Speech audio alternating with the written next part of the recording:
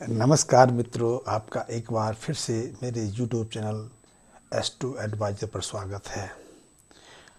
अक्सर लोग कहते हैं कि उनकी नौकरी भी सही चलती है, नौकरी से सैलरी भी सही टाइम मिल जाती है, या व्यापार करते हैं, काम धंधा करते हैं तो वो भी ठीक चलता है, आमदनी भी ठीक होती है, रुपया पैसा भी वो भरपूर मात्रा में कमा लेते हैं।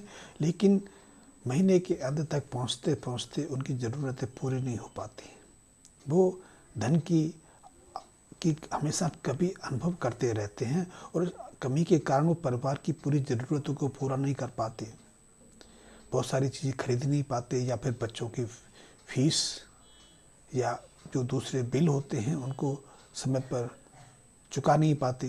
कई तरह की समस्याएं खड़ी रहती हैं, और ऐसे में यदि रिश्तेदारी में, घर परिवार में, या अपने मित्र मंडल में किसी कार्य में अतिरिक्त खर्च करना पड़ जाए तो वो बहुत मुश्किल महसूस करने पड़ते हैं। उन्हें कई बार शर्मिंदगी का अनुभव करना पड़ता है।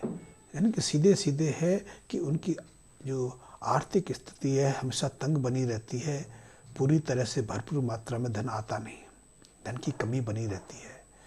तो इसके बहुत सारे कारण हैं। ज्योतिष दृष्टि से देखा जाए तो ऐसे हजारों कारण गिनाए जा सकते हैं, लेकिन क्योंकि मैं बात आज करूँगा लाल किताब के अनुसार 8वें भाव की, 8वें घर की। 8वें घर को लाल किताब में अशुभ भावों के अंतर्गत गिना गया है, और इसे मृत्यु का द्वार कहा गया है, मौत का घर कहा गया है। यदि सूर्य अष्टम स्थान पर विराजमान हो या वर्ष फल के अनुसार 8वें स्थान पर आ जाए तो अनायास ऐसे व्यक्ति को जीवन में कई बार ऐसी स्थितियों का सामना करना पड़ता है कि उसका धन संबंधी मामलों में बहुत विकट स्थिति बन जाती है। कभी कभी तो पिता के साथ संबंध खराब हो जाते हैं, अपनी आंखों पर भी प्रभाव पड़ता है।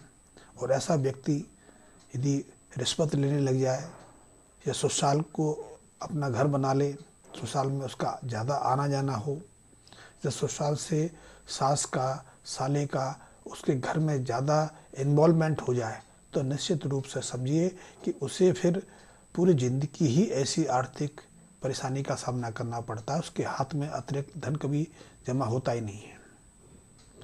उसका बैंक बैलेंस हमेशा नील बना रहता है, क्योंकि कोई ना कोई खर्चा चलता रहता है। खर्चा आने से उसके पास धन संग्रह की संभावना बिल्कुल समाप्त हो जाती है, क्योंकि जो 8वां घर है वो शनि और मंगल का घर है। शनि से सूर्य की शत्रुता है, और मंगल अष्टम स्थान पर वैसे ही अशुभ प्रभाव देते हैं। घर गृहस्थी में भी कलह कर देते हैं, भाई से तनमन कर देते हैं, अनबन बना देते हैं, भाई से झगड़ा बना रहे। और ऐसे में यदि ऐसा व्यक्ति झूठ बोलने लग जाए, रिश्वत लेने लग जाए, बड़े भाई का अपमान कर ले, या अपने पिता के साथ अनादर का भाव रखे, तो निश्चित रूप से समझिए कि ऐसे व्यक्ति की जिंदगी एक मुकाम के बाद दुखदाई बनने वाली है।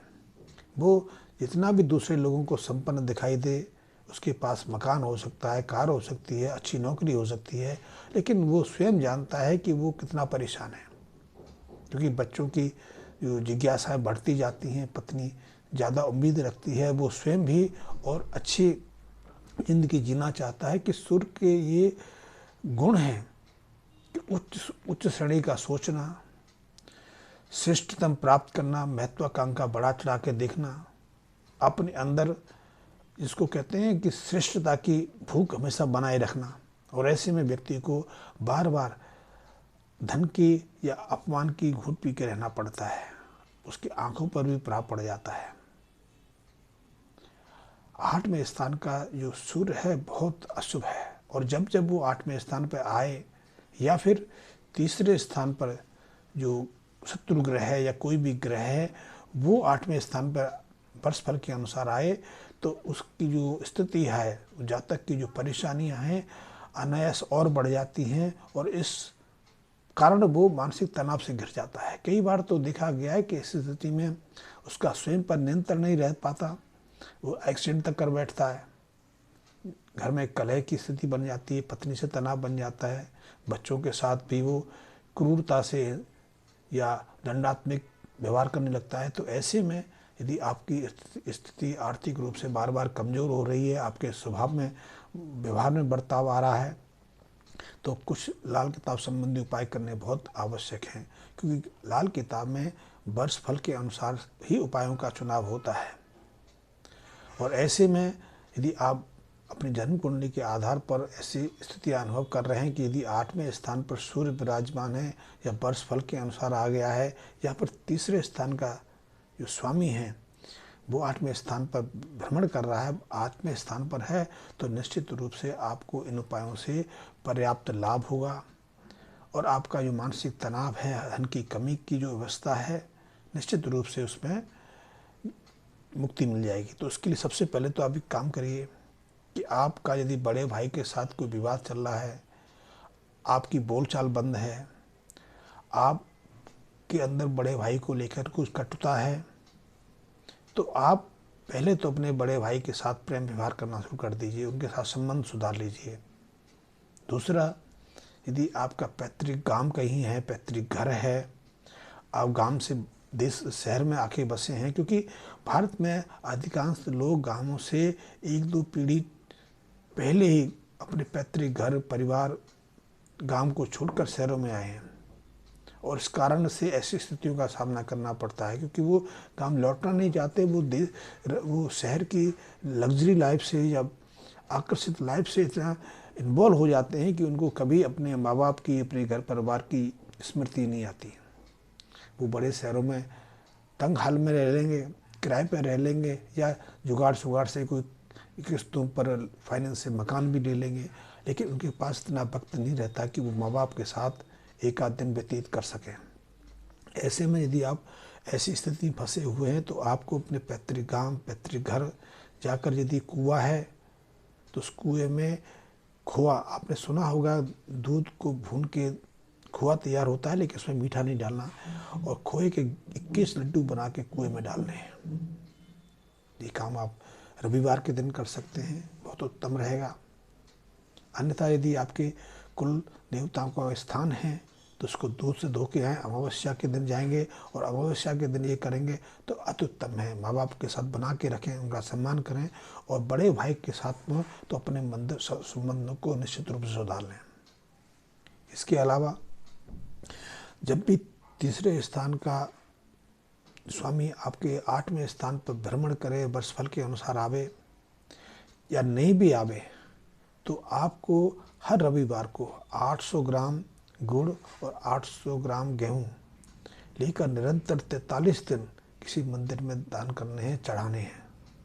यदि तीसरे स्थान का ग्रह 8वें स्थान पर वर्षफल के अनुसार आया हुआ है, तो ये सामग्री आपको जल प्रवाह करनी है। इससे सूर्य की जो अशुभता है, सूर्य के कारण जो आपको दुष्प्रभाव, प्रतिकूल प्रभाव देखने पड़ रहे हैं, आपकी आर्थिक स्थिति बिगड़ती जा रही है या धन का आगमन नहीं हो रहा है, तो उसमें सुधार आएगा। आप माणिक भी धारण कर सकते हैं। माणिक सोने में धारण करना पड़ता है, लेकिन माणिक का वजन 7.5 रत्ती से कम ना हो, और माणिक में कोई दोष ना हो, अशुद्धि ना हो, क्योंकि कभी कभी रत्न धारण कर लेने से भी हमें कई प्रतिकूल अवस्थाओं का सामना करना पड़ता है, क्योंकि उस रत्न के अंदर ही दोष होते हैं, और दोषी रत्न, अशुद्ध रत्न पहनना ना पहनने से ज़्यादा खतरनाक है। तो आप ये उपाय कर सकते हैं। आप एक और उपाय करना चाहे तो कर सकते हैं। वो उपाय है कि हर शनिवार को शनि संबंधी कुछ चीज़ें, जैसे कि तवा है, चिमटा है, बाल्टी है, या लोहे की थाली, परात है, या चकला बेलन है, आपके घर के आड़ से या आपके घर के जो रास्ता है उससे कोई साधु गुजरता हो, तो आप उस साधु को हर शनिवार कोई इनमें से एक वस्तु दान दे सकते हैं। और ऐसा निरंतर यदि ज़्यादा शनिवार कर लेंगे, क्योंकि लाल किताब तो उपायों को बहुत दिन ले जाती है, 40 से 43 दिन तक ले जाती है, तो 40-43 दिन तो आप कर नहीं सकते, लेकिन ये कोई नियमबद्ध नहीं है कि हर शनिवार को करना है। किसी शनिवार को आप दान दे सकते हैं, किसी शनिवार को आप श्रद्धा अनुसार पैसा दे सकते हैं। या फिर राग चलते रागीर को भोजन आदि करा सकते हैं। आप ये उपाय करिए, निश्चित रूप से आपकी आर्थिक स्थिति में सुधार आएगा। लाल किताब बहुत चमत्कारी है। मैं जैसे पहले भी कह चुका हूँ कि लाल किताब के उपाय हमारे उन तत्वों से जुड़े हुए हैं जिनसे हमारा जीवन निर्मित है,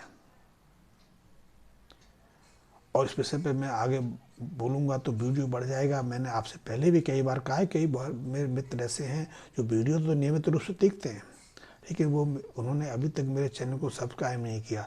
तो सब्सक्राइब भी कर लें, साथ ही मेरे बेल आइकन को प्रेस कर लें ताकि मेरा हर वीडियो आपको समय से उपलब्ध हो सके। धन्यवाद मित्रों।